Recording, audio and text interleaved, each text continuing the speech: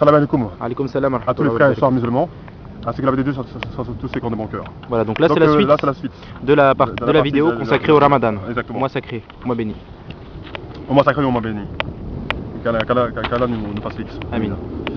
Donc le jeûne est un moyen de penser à ceux qui souffrent de malnutrition en Afrique, en Asie, ou aussi en Europe, partout dans le monde, parce qu'il y a des gens qui ne mangent pas, il y a des gens, comme j'ai dit précédemment, il y a des gens qui... Parce que nous on ne sait pas c'est quoi la famine. La famine c'est un truc terrible, très terrible. Mourir de faim, c'est... Qu'Allah nous en épargne. Qu'Allah nous en épargne. Amin. Et c'est dans la mesure où le croyant ressent dans sa chair ce que ressent une personne, tel que la nourriture et éviter le gaspillage, parce qu'il y a beaucoup de gens qui gaspillent la nourriture. Ces gens-là ne savent pas c'est quoi mourir de faim, des fils de bourges. Pour en revenir encore, parce qu'il y a une vidéo où je dis ça, beaucoup de gens croient que quand on dit fils de riche, fils de bourge, c'est le français pur souche. Non, un fils de riche, ça peut être un asiatique, un africain, un maghrébin. Bien sûr. Il y en a beaucoup, on en a plein. De toutes les nationalités de toute façon. Voilà. L'homme est mauvais, quelle que soit sa nationalité. L'homme est mauvais, quelle que soit sa nationalité. Ou son origine. Voilà, quelle que soit son origine, voilà exactement. Parce que gaspiller la nourriture, c'est un truc très grave. Parce que les gens ils se rendent pas compte que la nourriture, c'est comment c'est ça. La nourriture, c'est beaucoup plus sacré que les belles voitures qui vaut des millions de dollars ou des belles maisons. Parce que qu'est-ce qu'un riche s'il n'a pas d'eau? Un riche, je vais vous donner un bon exemple. S'il n'a pas d'eau pour boire, s'il n'a pas de nourriture. Un riche, il vit dans le désert. Il a une villa dans le désert, hein, une belle villa dans le désert. Mais non, celle-là, il fait qu'il n'y a plus de nourriture. Voilà. S'il n'y a plus de nourriture, sa maison va faire quoi? Il va manger sa maison? Non. Voilà. Et sa maison va servir à quoi? Il va mourir. Voilà. C'est ça que les mécréants ils veulent nous rentrer dans la tête. Évidemment, aussi, dans l'islam, c'est un bien d'avoir une belle maison, c'est un bien d'avoir la richesse. Mais c'est pas tout. C'est pas tout. Et la première des choses, c'est remercier son créateur. La première des choses, c'est remercier son créateur et aider les pauvres. Comme j'ai dit, la première zakat, c'est sa famille. Voilà. Et après, parce qu'il y a des gens qui n'aident pas des pauvres, ils aident leur famille. Bon, ces gens, je ne juge pas, ils ont leur choix. Mais il faut quand même aider, parce que dans l'islam, tout est juste. Il faut aider tous ceux qui sont dans le besoin. Exactement. Il faut remercier son créateur d'être, la première chose d'être en bonne santé, et la deuxième chose que Dieu nous a donné la subsistance, c'est-à-dire la nourriture, les aliments. Exactement. Et là, les animaux, c'est les deux choses les plus importantes dans une vie, c'est d'avoir de quoi manger et d'avoir une bonne santé. Voilà. Parce que sinon vous êtes rien du tout. Le mois de Ramadan, c'est un moment historique en effet.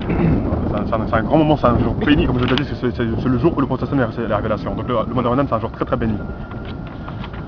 Pendant ce mois que le Coran a été révélé au cours d'une nuit, appelée nuit du destin. Laylatul Qadr. Ouais. Donc prophète Mohammed, qu'Allah bénisse, comme l'indique ce verset, ces jours sont le mois de Ramadan, au cours duquel le Coran a été descendu comme guide pour les gens, et preuve claire de bonne direction et du discernement. Cette nuit est d'autant plus particulière depuis qu'elle vaut plus que 1000 mois, soit environ 83 ans. Nous l'avons certes fait descendre le Coran pendant la nuit du destin. Ça c'est dans un verset. La nuit du destin est meilleure que 1000 mois. Durant celle-ci descendant les anges ainsi que l'esprit par la permission de leur Seigneur pour tout ordre. Et les paix et salut jusqu'à l'apparition de l'aube. Dieu invite tous les musulmans à rechercher cette nuit et à lire le Coran, faire des invocations, demander pardon. Dieu et son messager sont les seuls à savoir quand est cette nuit. La seule indication laissée par le prophète Mohammed est qu'il a lieu dans les 10 derniers jours, du Ramadan.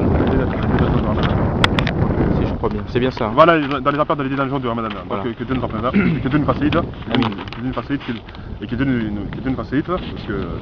Voilà. Donc ça c'est une nuit vraiment très importante. Ouais. Aujourd'hui on estime que, enfin, les savants, etc., estiment que il est fort possible que ce soit pendant la 27e nuit du Ramadan.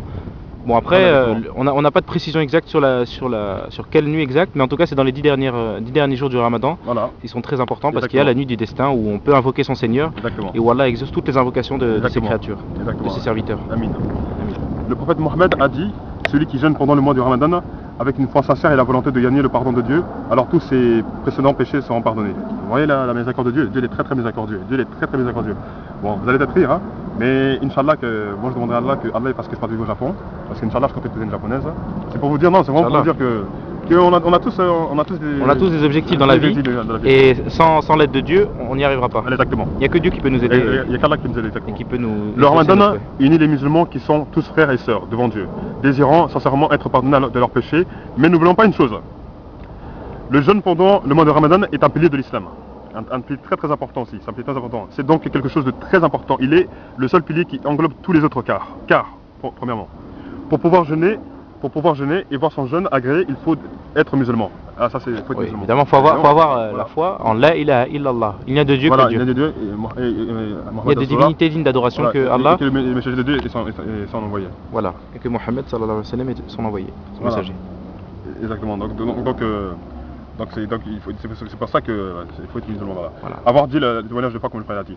Un musulman sincère fait la prière régulièrement. Ainsi ne pas prier pendant le Ramadan, un mois duquel lequel on se rapproche de Dieu, reviendra à remplir un seau troué avec une cuillère. Bon. Moi, une fois, j'étais dans un sandwich, j'ai demandé à un frère. C'est une parabole. C'est une parabole. Une fois, j'étais dans un sandwich grec, on est parti manger un grec. Il était 21h. Donc, parce que les heures baissent. J'ai demandé à un frère s'il faisait le Ramadan. Il m'a dit qu'il le fait pas. C'est possible pour vous donner un aperçu. Moi, je ne juge pas, il n'y a que Dieu qui juge. Bien sûr. Voilà.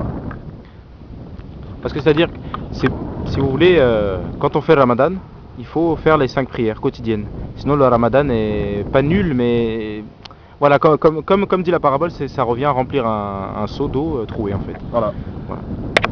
Et aussi, je vais en venir en quelques secondes pour la zakat. Parce que si on ne croit pas en Dieu, si on croit pas en Dieu ou qu'on n'a pas le la ilaha illallah, bon, évidemment, ça ne sert à rien de faire le Ramadan. Je vais en venir aussi pour la zakat encore, pour la zakat. La zakat est une taxe pour les musulmans qui en ont les moyens. Donc je vais vous donner un petit exemple. Par exemple, quelqu'un qui a 10 euros, quelqu'un qui a 10 $. Sur 10 $, il peut donner 2,50 $ à un pauvre. Avec ces 2,50 $ là, le pauvre pourra s'acheter à manger. Voilà. Mais si vous réfléchissez bien, si tout le monde donnait 2,50 $, mais la personne serait bien. Voilà. La personne serait à l'aise, la personne pourra bien manger tous les jours. Exactement. Mais il n'y aura même pas de pauvreté. Voilà, si le monde était musulman, il n'y a pas de pauvreté. Mais Inch'Allah, quand Christ sera de retour, il va briser toutes ces injustices. Ouais, le retour de Jésus à Issa. Que tous les musulmans attendent et ceux qui ont des bons cœurs aussi. Voilà. Donc voilà. Mais non, les gens sont tellement mauvais qu'il y a des gens qui, même s'ils donnent 2,50 $, ils ont très mal au cœur. Ça va leur faire mal, ouais. Et moi je dis que ça sert à rien, parce qu'il faut être sincère.